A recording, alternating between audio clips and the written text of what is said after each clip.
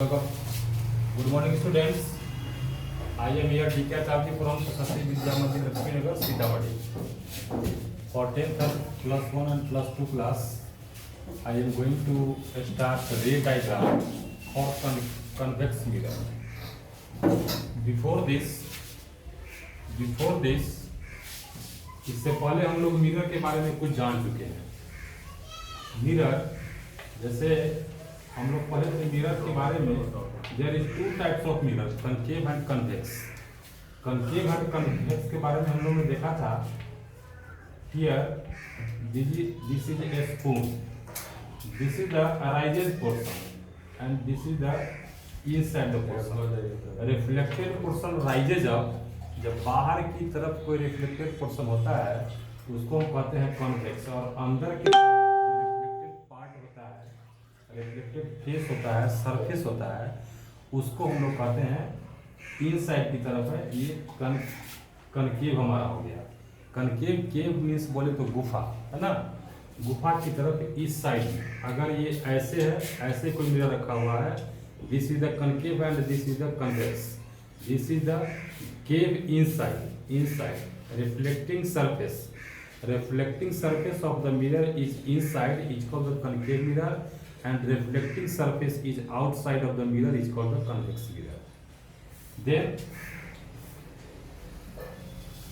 already we have talked about the concave mirror ray diagram in the previous classes, but in today's class we will talk about only the ray diagram for the convex mirror. Ray diagram के लिए there are four conditions here. We see there are four conditions here. In the first case we see here, this is the line parallel to the principal axis. Line parallel to the principal axis. Here x and y is a principal axis. After that, this is the incident ray, coming ray from the light of source. This strike this point of the mirror. After that, it reflects towards this direction. In this direction, and the imaginary line. जैसे कि concave mirror में हम लोगों ने देखा था कि there were no any imaginary line. जो भी लाइन था वो इससे इस साइड था, मिरर के इस साइड में था, मतलब राइट साइड में था. बट इसमें हम देखते हैं कि इमेजिनरी लाइन जो भी है वो मिरर के लेफ्ट साइड में. तो मिरर के लेफ्ट साइड में यह बात हमको ध्यान रखना है. We have attention to here ये कि the imaginary line only in the left side of the convex mirror. convex mirror में जो भी होता है imaginary line, वह जो होता है केवल लेफ्ट साइड में ही होता है. तो लेफ्ट साइड में देख रहे हैं यहाँ पर parallel line incident ray is the parallel line to the principal axis. Then it reflects towards it in this direction, this type of direction. And its imaginary line it meet to F, मतलब focus. यह क्या होता है कि focus पर आकर के मिलता है. यहाँ पर जब प्रिंसिपल एक्सिस के समानांतर कोई किरणें चलती है तो वो फोकस से होकर के अपने रिफ्लेक्टेड रे के फोकस की होकर के गुजरती है. ओके, ये समझ गए. Now in second case where in concave mirror we have already read about the incident ray strikes the center of curvature. Then the reflecting ray passes through the same path. जैसे कि हम लोगों ने पढ़ा था concave mirror में कि centre of curvature से जो किरणें टकराती है या वो करके गुजरती है तो वह फिर स्ट्राइक करने के बाद अपने ही पाथ में मुड़ जाती है. Here is the so condition. वैसा ही कंडीशन यहाँ पर भी है. But we use the imaginary line in the left side of the convex mirror. यहाँ से हम imaginary line का प्रयोग किया है हमने. यहाँ पर देखिए कि यह क्या हो रहा है कि कहाँ जा रहा है, सेंटर ऑफ कर्वेचर के पास. सेंटर ऑफ कर्वेचर के पास जब जाती है तो यहाँ से निकलने वाली जो किरणें होती है, रिफ्लेक्ट करने वाली जो किरण होती है, रेज होती है, वह उसी पाथ में वापस कर जाती है. This is the second condition. After that this is the here principal axis. यहाँ पर हमारा एक्स वाई क्या है, प्रिंसिपल एक्सिस है। दिस पॉइंट इज द पोल,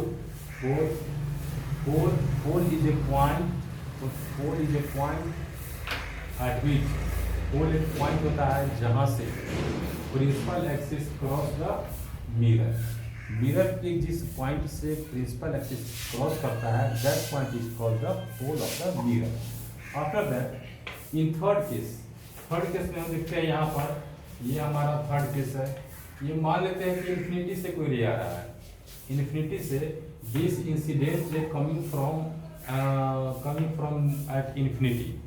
जब इन्फिनिटी से आता है तो यह क्या होता है कि स्ट्राइक करने के बाद प्रिंसिपल एक्सिस के समानांतर parallel to the principal axis ये क्या करता है, क्रॉस करता है, पास कर जाता है।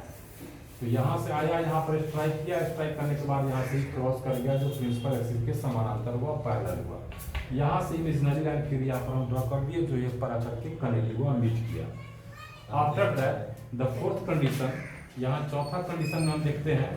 चौथे कंडीशन में क्या होता है कि ये पोल पे स्ट्राइक कर रहा है, इंसिडेंट रे पोल पे स्ट्राइक कर रहा है। When the incident ray strikes at the point pole on the principal axis at the mirror, जो मिरर के पोल पे जब इंसिडेंट रे स्ट्राइक करेगा then it reflects towards the same path against the principal axis. ये principal axis के against, मतलब ये principal axis as a normal भी यूज हियर।